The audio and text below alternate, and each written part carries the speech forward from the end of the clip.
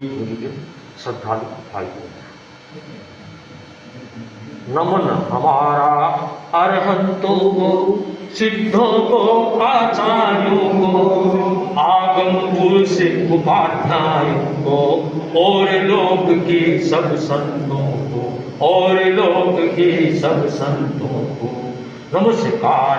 पंचकीय पावन करता सब पापों का नाश, हाँ करता सब पापों का नाश, सभी मंगलों में प्रधान है, सभी मंगलों में प्रधान है। प्रगटे भीतर दिव्य प्रकाश, प्रगटे भीतर दिव्य प्रकाश। यानी जीवन निर्माण और विकास, व्यक्तित्व विकास के अनेक माध्यमों में एक सशक्त माध्यम क्या है? महामंत्र का जप। यानी महामंत्र के प्रयोग का उद्देश्य क्या है कि हमारी, भगवान ने बताया हर आत्मा में अनंत शक्ति है, ऊर्जा है, आनंद है। वह हमारा कर्मों का आवरण आने से प्रकट नहीं हो रहा है, तो हमारी अनंत ऊर्जा शक्ति है, उसका विकास है। तो ये महामंत्र है, ये एक सशक्त माध्यम है। और जैन धर्म का सबसे बड़ा प्रभावशाली कहें, प्राचीन मंत्र कहें, ये नमस्कार महामंत्र। यानी इसमें 5 परमेश जी को नमस्कार किया गया, 5 परमेश जी के गुणों को नमस्कार किया गया है। यानी परमेश जी कौन होते हैं? जिनकी साधना सिद्धि तक पहुंच चुकी है और जो सिद्धि प्राप्ति की साधना में आरूढ़ है। तो वे 5 परमेश जी हैं। उनके गुण कितने होते हैं? 108 गुण। जैसे प्रथम पद्य नमो अरहंताणं के 12 गुण होते हैं अरहंत भगवान में, और नमो सिद्धाणं 8 कर्मों को नष्ट करने से उनके 8 गुण, और आचार्य भगवान के 36 गुण, उपाध्याय के 25 गुण, और साधु के 27 गुण। तो इन सबको गुणने से कितना होगा? 108। जो आप माला फेरते हैं ना, तो 108 के गुणों के आधार पर ये माला है।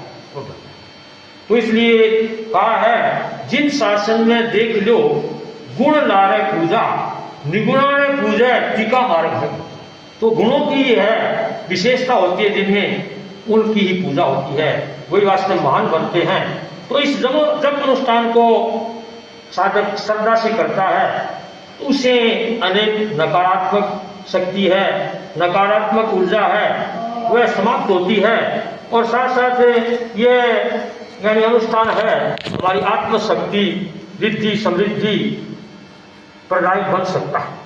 तो इस अनुष्ठान को करने वाला व्यक्तिगत व पारिवारिक जीवन में भी खुशहाली ला सकता है, क्योंकि यह वीतरागता पर आधारित एक महामंत्र है।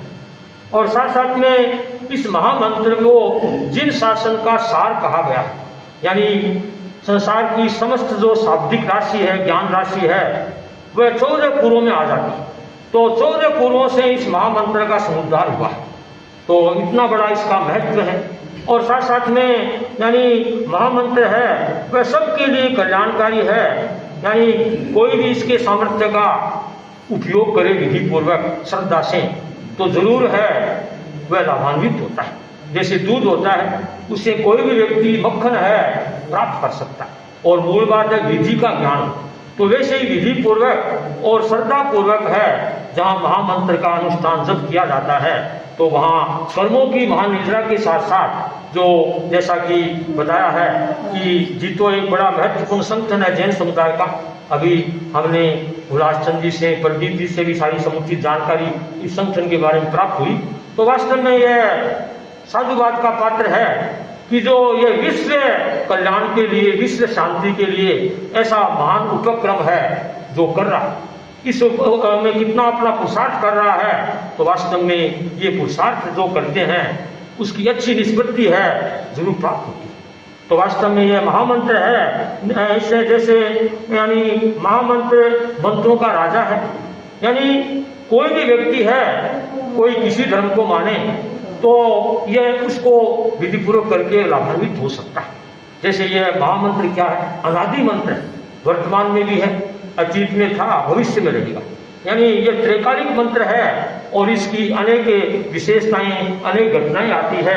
यानी जो श्रद्धा के साथ करता है जरूर है, उससे लाभ होता है।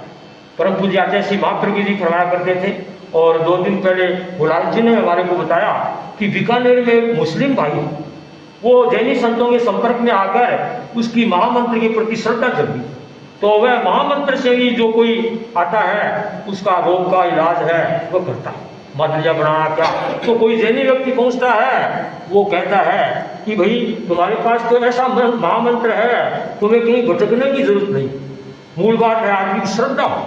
तो आस्था से जो किया जाता है तो उसका बड़ा है अनेक लाभ होते हैं। तो कहा है कि आंखों में मुस्कान है तो इंसान तुमसे दूर नहीं, और पंखों में उड़ान है तो आसमान तुमसे दूर नहीं। मेरू शिखर पर बैठकर पंछी ने यही गीत गाया, श्रद्धा में अगर जान है तो भगवान तुमसे दूर नहीं, श्रद्धा में अगर जान है तो भगवान तुमसे दूर नहीं। तो श्रद्धा के साथ में जो विशेष ये अवसर आया है, क्योंकि हमारे धर्म संघ जो तेरापन धर्म संघ है, एक गुरु की आज्ञा में चलने वाला धर्म संघ, यानी हम 700 से अधिक साधु साधियां हैं और लाखों श्रावक है। सब गुरु दृष्टि की, जो गुरु की दृष्टि हो जाए ना, वो हमारे लिए आज्ञा है, वो करनी होती है। जैसा कि यहाँ के जो श्रावक, कर्मठ श्रावक कहें, श्रावक कार्यकर्ता कहें, प्रदीप जी हैं, इनको यानी ये सदा से ही गुरु दृष्टि की आराधना करते हैं, तो इनको ये प्राप्त हुई गुरु दृष्टि कि गुरुदेव ने ऐसा निर्देश फरमाया है, तो इस काम के लिए जुट गई और सबको प्रेरणा देना, उत्साह के साथ में ये कार्य है, और इसलिए इनको यहाँ का इस कार्य का प्रभारी भी बनाया है। तो अपना यह कर्तव्य जिम्मेदारी है, बड़ी निष्ठा से पालन कर रहे हैं। तो आज ये कार्यक्रम जो आयोजित हुआ है, ये प्रदीप जी के प्रयास से है, सभी के सहयोग से है, जो हम आज ये विशेष कार्यक्रम कर रहे हैं। और हमें ये आशा है, क्योंकि विश्व कल्याण के लिए जो ये कार्य किया जा रहा है, मानो ये जीतो संगठन है, वो जैन परंपरा का एक नया इतिहास मानो करने जा रहा है।